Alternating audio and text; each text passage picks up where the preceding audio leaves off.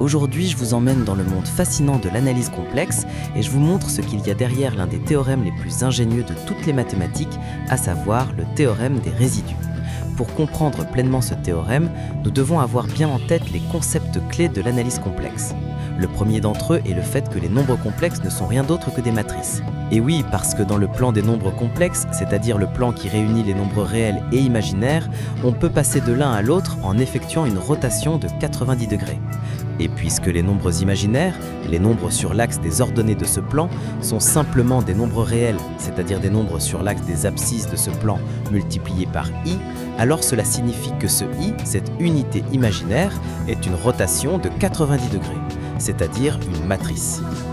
Cela explique aussi pourquoi multiplier 2 fois par i un nombre complexe, et donc le multiplier par i au carré, crée un vecteur opposé à celui de départ. Vous pouvez le vérifier par le produit ligne par colonne, et voici en quel sens on a -1. Ceci s'applique aux nombres réels. En réalité, n'importe quel nombre complexe multiplié par i devient un autre nombre complexe perpendiculaire à celui de départ. Et vous pouvez le vérifier aussi bien par le produit algébrique que par le produit matrice-vecteur.